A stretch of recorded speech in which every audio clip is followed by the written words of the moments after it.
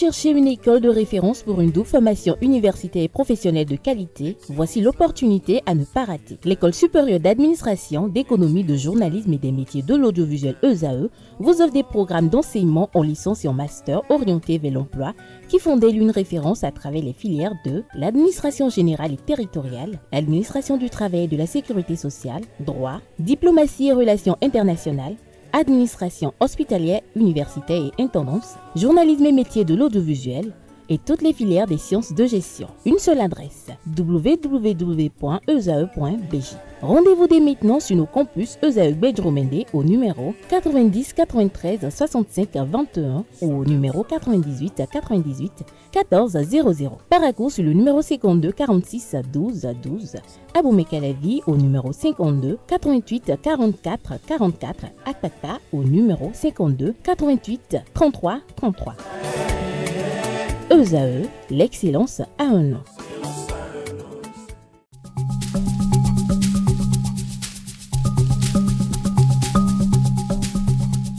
L'ARCEP Bénin communique. Chers abonnés des réseaux de téléphonie, l'ARCEP Bénin vous informe qu'à partir du 30 novembre 2024, les numéros de téléphone au Bénin passeront de 8 à 10 chiffres. Pour compter de cette date, vous êtes invité à observer les comportements ci-après. Pour tout usage, précédez de 01 le numéro habituel quel que soit le réseau. Mettre à jour les numéros associés à tous vos comptes sur les plateformes et tout support de communication. L'ARCEP Bénin vous rassure que ce changement n'entraîne aucun frais à payer par les abonnés.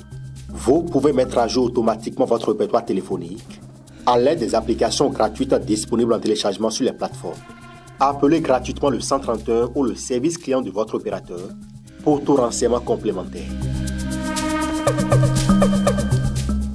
Chers amis internautes, bonjour. On démarre cette une des journaux comme il est de coutume par le quotidien Maison, le quotidien béninois d'information générale et d'analyse, l'informateur qui ce matin en manchette nous propose prise du décret portant obligation de travail des prisonniers. Le président Patrice Talon est pour la réinsertion des détenus. Le CAN a fait observer que non seulement le Bénin se met aux normes internationales, mais surtout le président Patrice Talon entend mettre à l'abri de l'oisiveté les détenus et favoriser leur réinsertion sociale une fois qu'ils sont libérés. C'est tout l'objectif du décret portant obligation de travail des prisonniers pris en Conseil des ministres de ce mercredi 22 janvier 2025. Le journal vous propose à la page 3 de sa livraison l'intégralité du compte rendu du Conseil des ministres de cette semaine.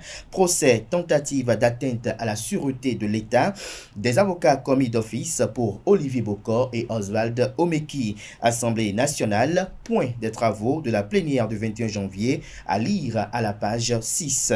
Gestion au sommet de l'État, les secteurs d'intervention des ministres conseillers revus, intégralité du décret qui définit les secteurs de chacun d'eux à lire à la page 5 de la livraison de ce matin. À l'oreille droite, réussite de cinéma de la cité. Les Kwang louent les mérites de Claude Balogun, un titre qui invite et convie, j'allais dire, les fidèles lecteurs, comme à chaque parution de l'informateur, à découvrir dans les colonnes de sa parution les productions journalistiques des étudiants en formation sur les différents campus de l'ESAE, l'école supérieure d'administration, d'économie, de journalisme et des métiers de l'audiovisuel, qui a ses campus dans les villes de Cotonou, d'Abomey-Calavi et de Paracourt. On découvre à présent la une du quotidien de service public. La Nation titre en manchette ce matin, commercialisation des noix de cajou, les conditions homologuées, l'article à lire à la page 5. Procès Olivier Bokor, Oswald Omeki, le bâtonnier saisi pour la commission d'office d'avocats. Retrouvez les détails sur la dite correspondance qui matérialise cette saisine à la page 5 de sa livraison. Affaire disparition de 4 milliards de francs CFA à la Direction générale des impôts. Un prévenu peu ordinaire fait sa déposition. Retrouvez la transcription de la dite disposition à la page 8 de la livraison ce matin du quotidien national d'information. Fraternité, quant à lui, propose à ses fidèles lecteurs ce matin en manchette des brides d'analyse sur le procès Olivier Bokor et Oswald Omeki à la Cour de répression des infractions économiques et du terrorisme Criette. La bataille juridique s'intensifie, fait observer le canard. Les avocats de la défense expliquent les raisons de leur déconstitution. Retrouvez l'article du journal qui vous renseigne à la page 3 de sa livraison. Digitalisation des inscriptions à l'université d'Abomey-Calavi, un défi d'inclusion pour les étudiants handicapés.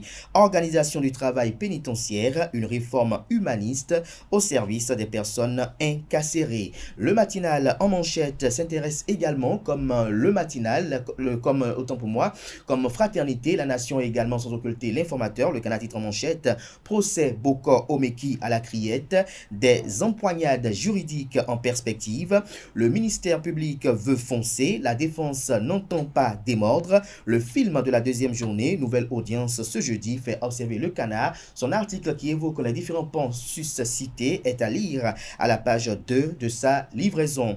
Gestion des déchets ménagers, la SGDS émet les premières factures. Le matinal résume en quelques points la séance hebdomadaire du Conseil des ministres de cette semaine qui s'est tenue sous la présidence effective du chef de l'État et chef du gouvernement, le président Patrice Talon. Au cours de ce conclave, le Canard retient qu'il y a eu des nominations qui ont été prononcées au ministère de la Défense et au ministère de l'Agriculture, de l'Élevage et de la Pêche.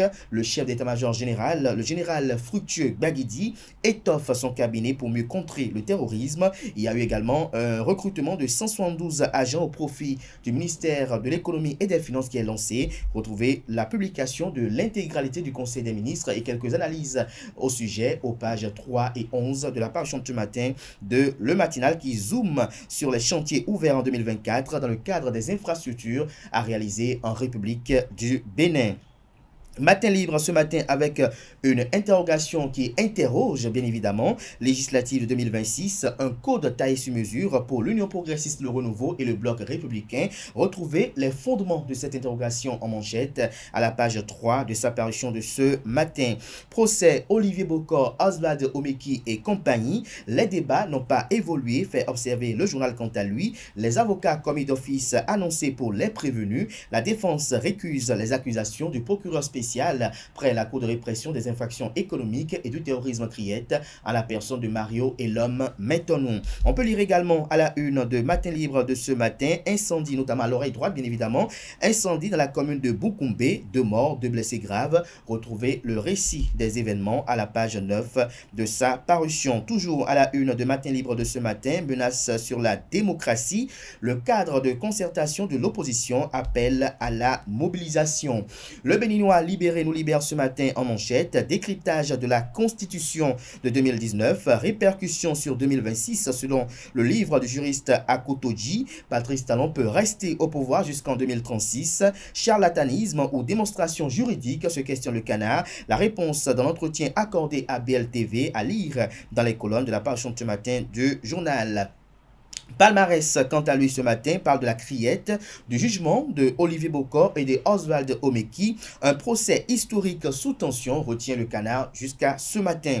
On lit également à la une de Palmarès de ce matin, décision prise en plénière ce mardi au sein de la haute autorité de l'audiovisuel et de la communication HAC. La HAC entame le ménage dans le paysage médiatique.